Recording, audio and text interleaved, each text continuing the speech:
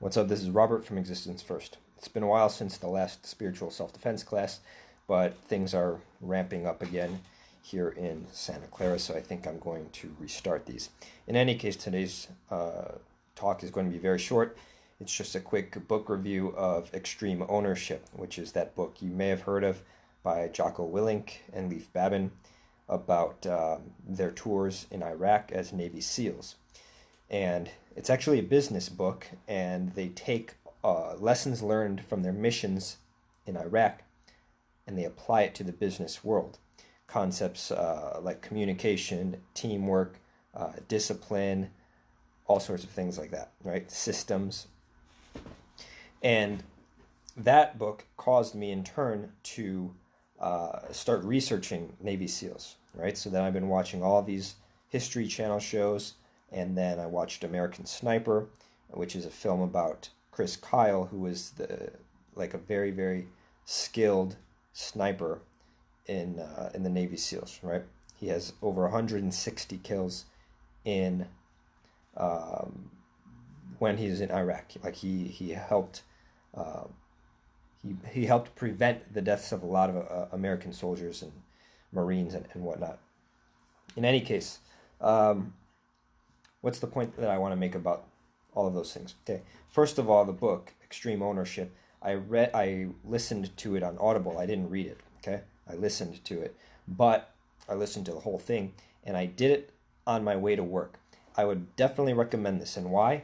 Because when you wake up in the morning, imagine you're driving to work, and you're listening to every chapter is organized the same way. The chapter begins with like these stories about Iraq, right? The war, like war stories, right? Battles and trying to take over, what's that? Ramadi, the city, all these different cities and stuff.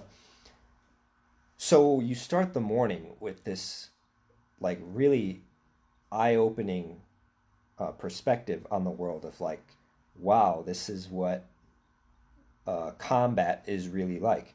And combat is, I don't know if there's anything like more stressful or when the stakes are higher than in combat, right? When you're getting shot at and when you're shooting other people, right? It takes a lot of courage, bravery, and guts. Now, imagine you're listening to that on your way to work. What happened to me was that those 20 minutes would put me into this state of, well, it gave me a big perspective, right?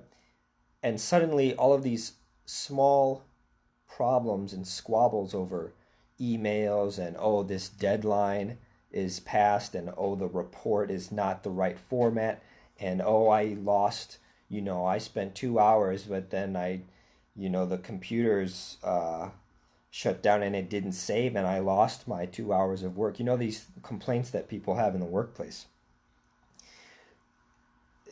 When you prime yourself before facing that with these stories of combat, suddenly all of those problems that you experience in the workplace seem very, very small, which they should be, because it's all about perspective, right? You don't want to, the old phrase, make a mountain out of a molehill, right?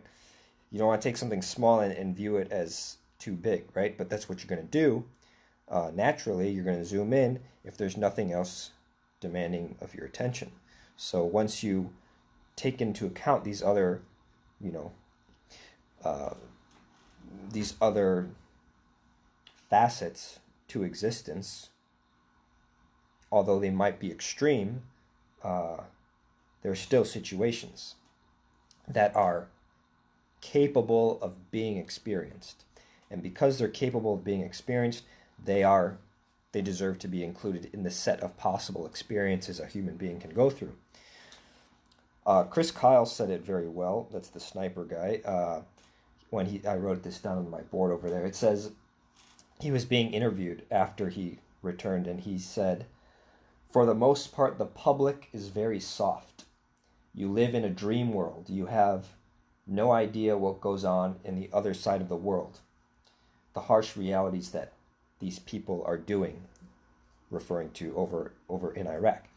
And I think there's some truth to that. I mean, if really they're doing genocides and torture and and mass murders and public murders and beheadings and stuff. Yeah, it is. It is intense, and it is, uh, in a way, barbaric and very unlike what you would see uh, in some random suburb or city in the U.S., right?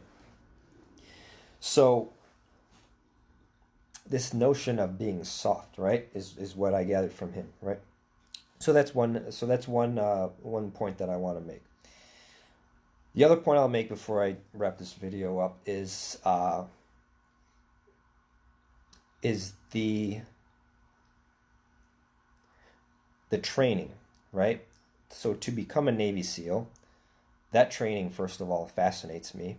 Um, I actually grew up in Chicago, and I didn't realize. I think that there's like a training facility, like in the near Waukegan or the Great Lakes, like right on Lake Michigan there, and there's also one in San Diego. So I don't know which one they train at, probably both, but um, just the level. I mean, they disqualify like 75% of the trainees don't even make it through to completion, and it's just it takes so much mental toughness. I was watching an interview where this Navy SEAL was saying that it's 90% mental toughness, 10% physical fitness, even though you're running long miles.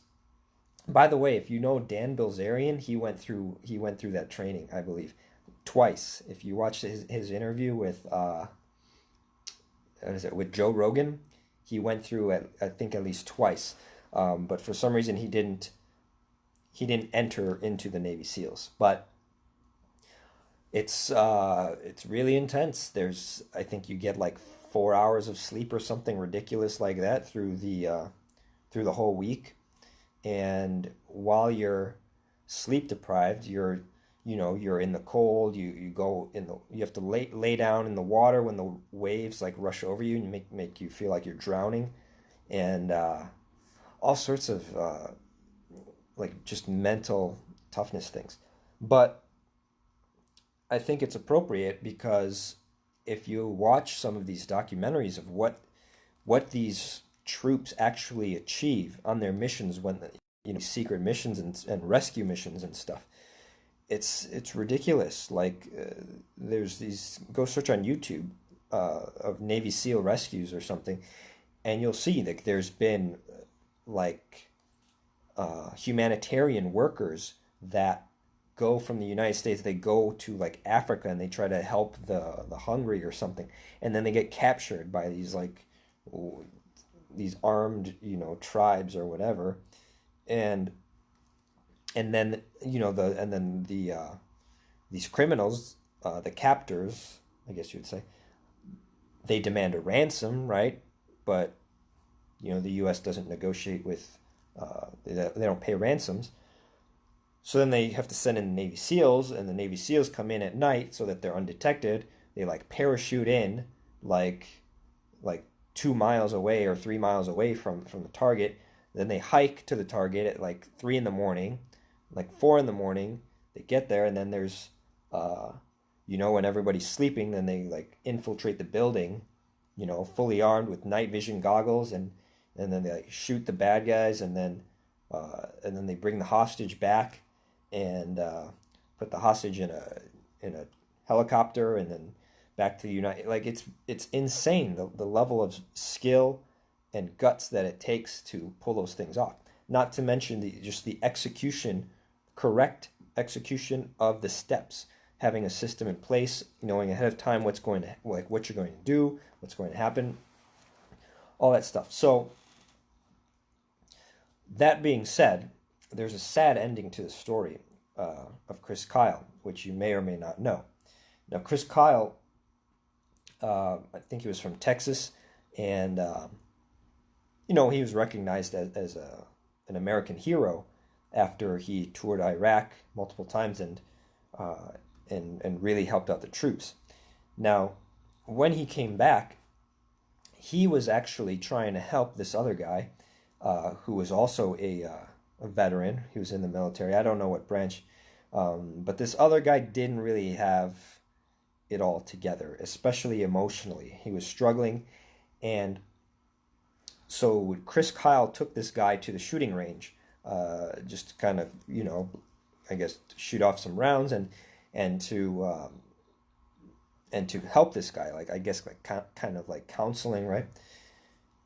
Well, believe it or not, this dude for some reason ended up shooting Chris Kyle and killing Chris Kyle. So the huge tragic irony of this is that the most skilled sniper in the whole United States, if not the world, was brought to his death at point blank range from some other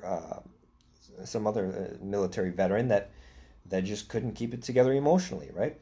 And so what's the lesson there? Like, I mean, there's a lot of lessons. Number one is the reminder of pillar one of existence first, biological contingency, that, I mean, you could be a hero, you could have a million points of mental toughness, but you still can't defend yourself against a gun that's shooting you from 3 feet away, and so we're always in a vulnerable place, and life can be taken at any second.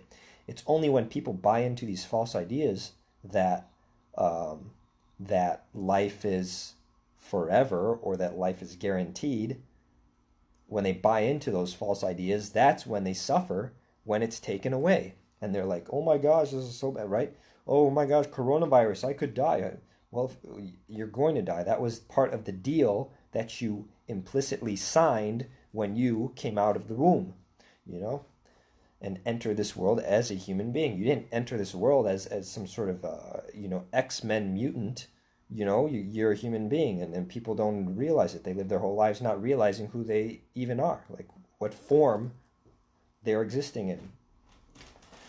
So that's one lesson, right? The other lesson is the importance of emotional stability and the importance of understanding your mind and self-mastery. The reason that dude shot Chris Kyle was that he couldn't handle himself emotionally, right? He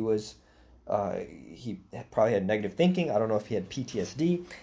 In the trial, his lawyers tried to make a case that he actually had schizophrenia and was hallucinating that Chris Kyle was some animal and then he was shooting the animal, right? Who knows what the truth is, right? What we do know is that we need to better understand psychology so that this stuff doesn't happen, right? We're way behind when it comes to psychology. And I believe that psychology is actually, a couple hundred years from now, it's going to be placed in its proper position, which is as a sub-branch, or a sub-field of physics. Psychology is a sub-field of physics. And that whole concept warrants an entirely different video, which I'll do. But in the meantime, whether you're watching this on YouTube or Facebook, make sure you follow, subscribe if this video is helpful, share it with your friends. There's an Instagram, and then there's YouTube and a Facebook. All have the same name, Existence First. This is my coaching company. It's self-help for deep thinkers, where we seek to use the power of our minds to end unnecessary suffering and become more empowered about living lives that we want to live. Okay, so that's all for now. Please comment below, share, and I'll talk to you soon.